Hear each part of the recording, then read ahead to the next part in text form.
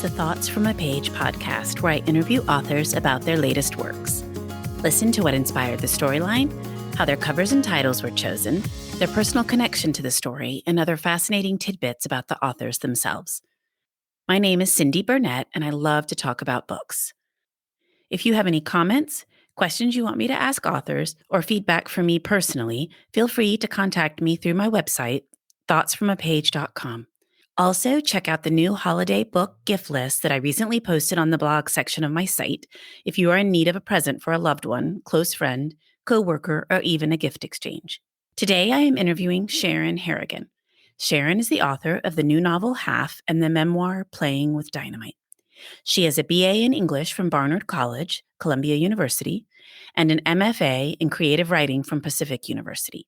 She teaches writing at Writer House in Charlottesville, where she lives with her family. Thank you so much for listening, and I hope you enjoy the show.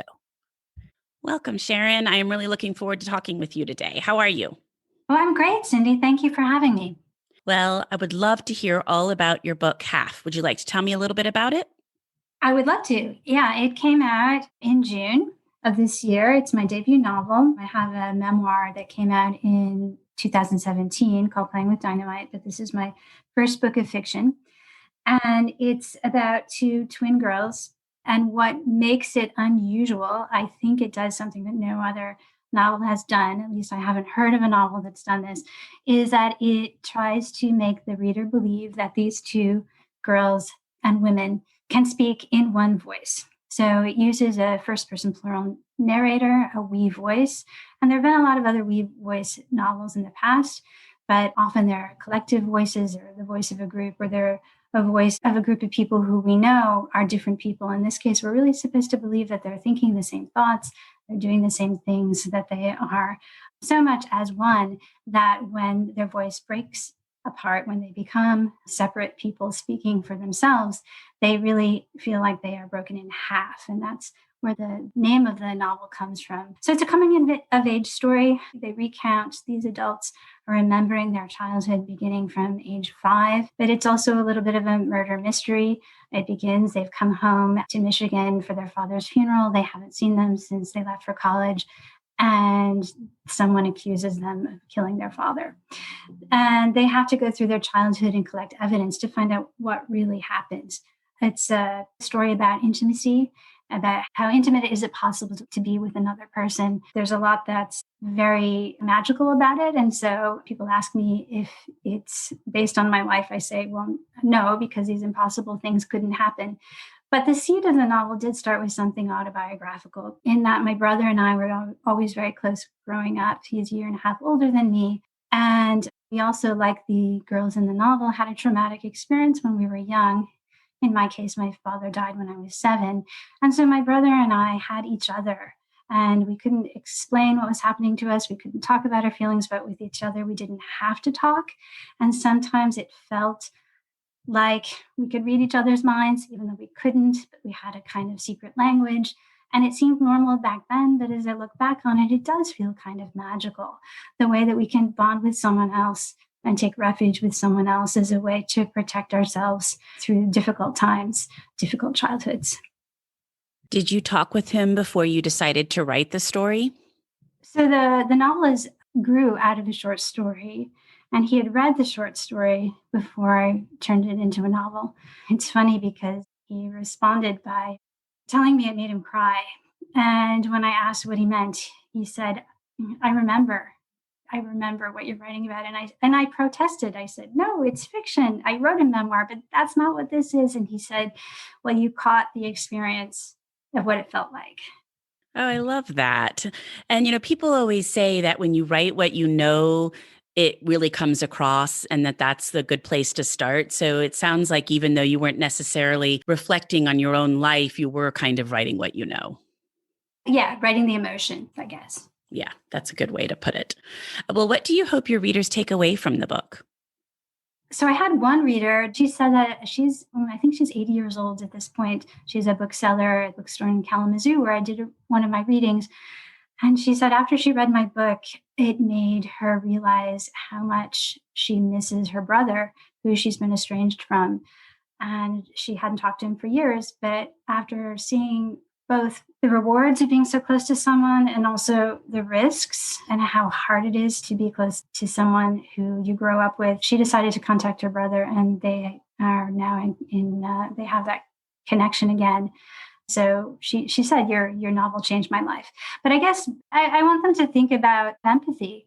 I think what's happening in the world today especially makes us have to put ourselves in someone else's shoes and try to imagine what life is like for someone else, what someone else feels like, and to try to, fiction can get readers into other people's heads. That's something that's really amazing. And once you're in someone's head, it's really hard not to empathize with that person. You really see how he or she sees the world. So I really want to show these two characters getting in each other's heads and let readers think about how their relationships with other people are in that way, and how they could maybe try harder to get into other people's heads and to understand other people, and especially people who are different from them.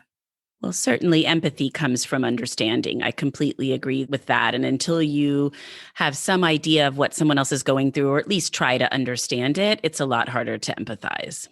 Mm-hmm.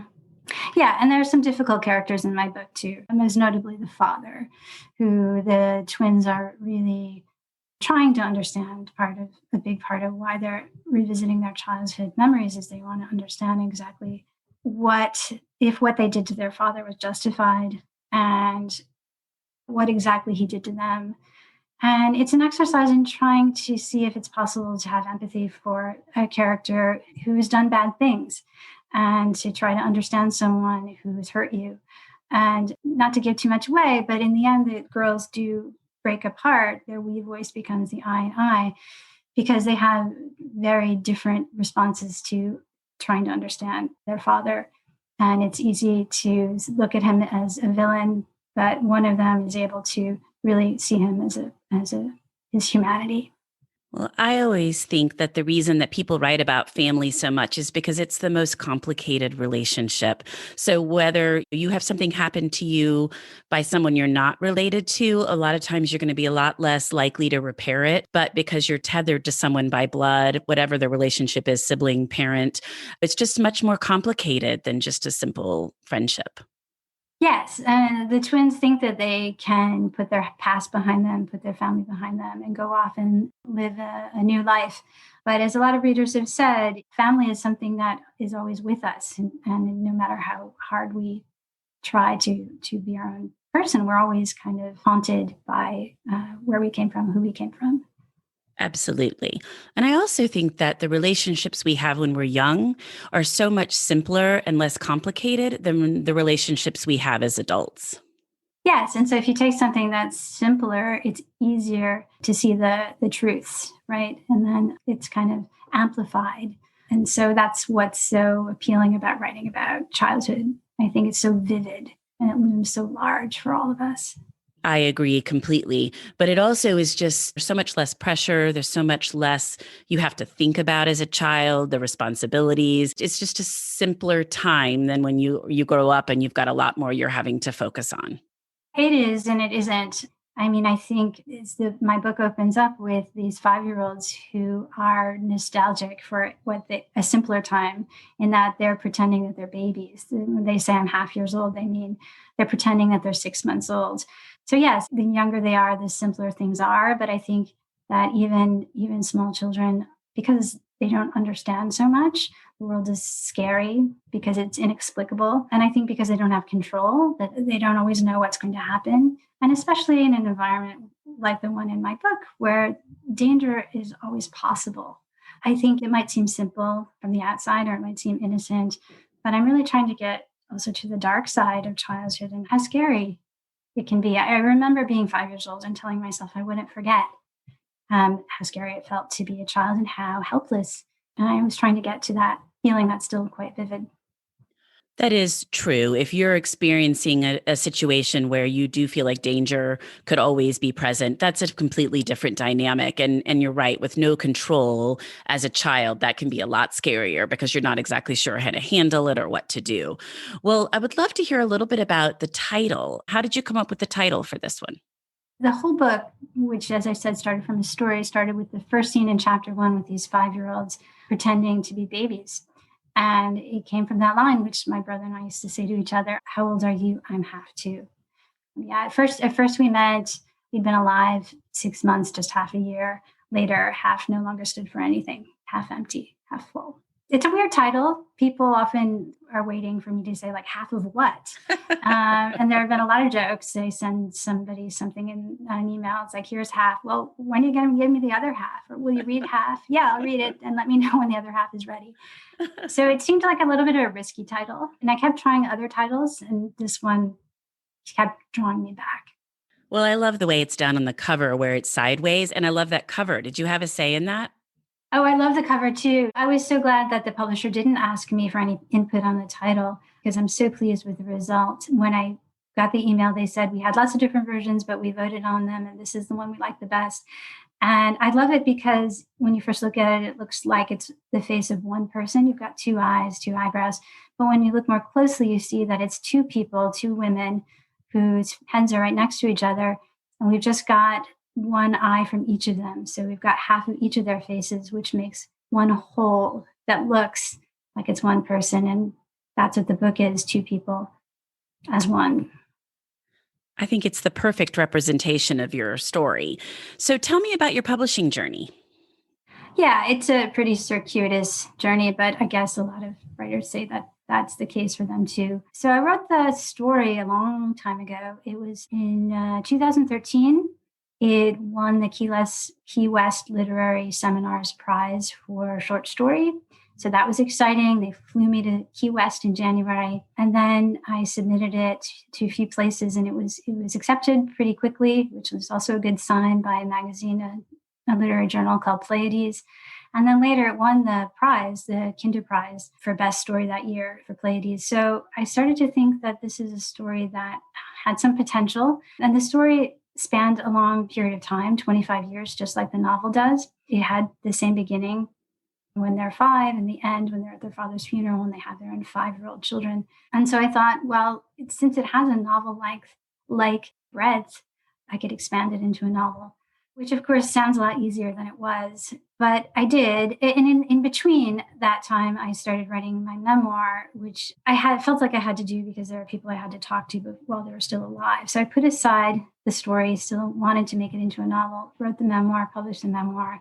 And then I picked up this idea again in 2015, and I wrote a draft that is about the same length as the final one is now. And I sent it to my agent and was very excited about it.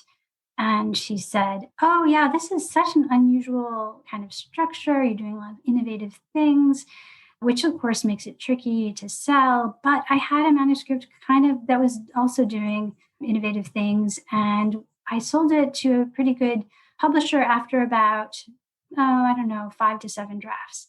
And I get this email back and I'm like, I don't say it. I say, "Thank you very much." And in my head, I'm thinking, no way. Are you out of your mind that I'm going to do 7 drafts? So yeah, long story short, 5 to 7 drafts later, she says it's ready. And she sent it out. As I said, it is a unusual structure. You have to make a leap of faith that to even imagine that two people could speak in one voice. So eventually she wasn't able to sell it to a big commercial publisher and told me that I could send it out on my own, which I did.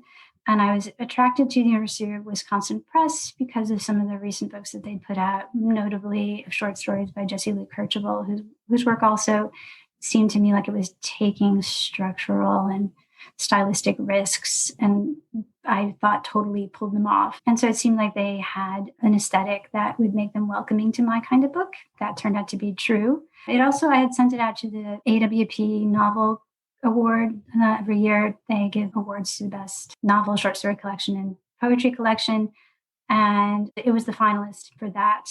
So it did get, and it has been getting quite a bit of attention. It got a starred review in Booklist. It got some rave reviews in Publishers Weekly and Fordon and New York Journal of Books and places like that. I think someone called it like a little powerhouse of a novel. I've always known it's kind of not going to be the easy thing that people are going to reach for because it's a little bit different.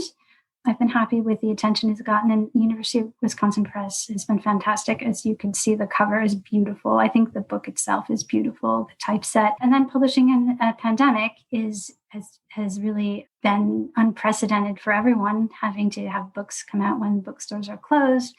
But a lot of authors have binded together to support each other. And I think I've spent the pandemic reading. I've been reading so many books by other authors who are publishing during this time when the bookstores are closed, when live events are canceled. So that kind of act of solidarity has also been a beautiful thing. I do think that's been the silver lining of the pandemic, is watching all these author groups come together and support each other so much. And then also just learning all this online technology. You're really able to reach more people online than you would be in person. There's nothing that can replace in-person events, but it has been a nice thing to be able to see Zoom events, Facebook Live events. I can see authors that I wouldn't normally be able to hear them speak about their books. Oh, it's been fantastic. I've been able to go to so many virtual events. That really has been my pandemic experience, and cheering on other authors, and then going on Goodreads and Amazon and writing them nice reviews, because that's important too. That's something that we can do. And I think we're relying more on that kind of publicity than when we weren't in a pandemic. Well, I've always used Goodreads as sort of my go-to. If I hear about a new book that I'm not familiar with, that's the first place I go and read the reviews and kind of see what people have to say about it. And your book has fabulous reviews on Goodreads. Oh, thank you. Yeah, I've been lucky. Well, no, I mean, it's because it's a good book, but it's just nice that people go on and review it. Well, talking about that, tell me some books you would recommend, some of the things you've read that you really liked. Yeah, well, I will mention just a few of the books that came out during the pandemic. Someone on Twitter the other day said, "How about this year we just don't do best of the year, end of the year lists, and we just give everybody who managed to publish during the pandemic a big gold star because you did it." And I really do kind of feel like that. A lot of books that came out during this time won't get the same attention, but we should try to shine more light on them, as much light on them as we can. And I read a whole bunch, but I'm just going to give you a list of a few here. There's a great short story collection by Mary South called I Will Never Forget You. It's kind of like Ishiguro's Never Let You Go crossed with the TV show Black Mirror, very much about, internet culture gone wild and what it's doing to us. Another novel called You Again by Debra Jo Immergut, which is a really wonderful literary / thriller / supernatural book about a woman who sees her younger self. She's haunted by her younger self, literally.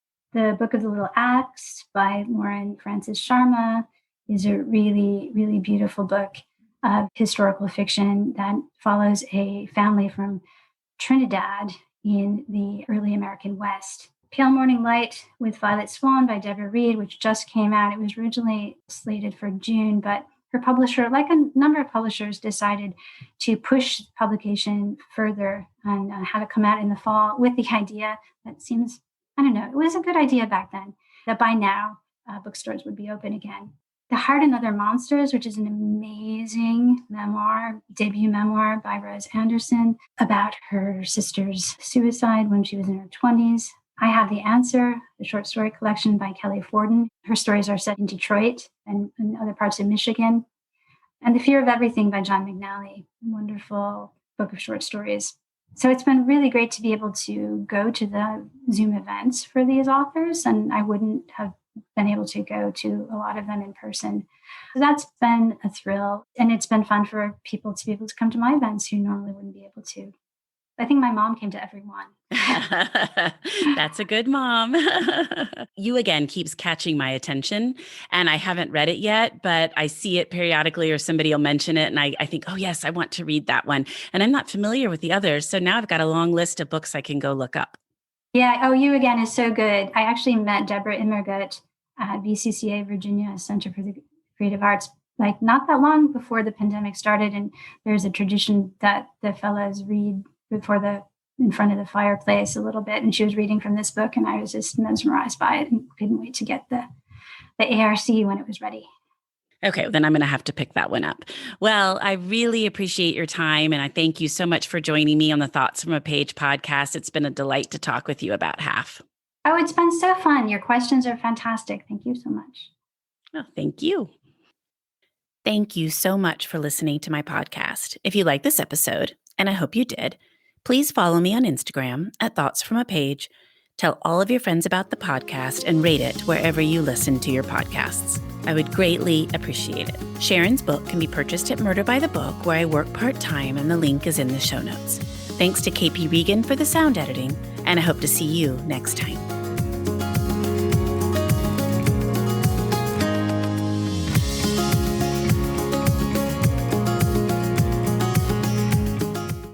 Hi there, I'm Heather Drago. And I'm Sarah Saunders.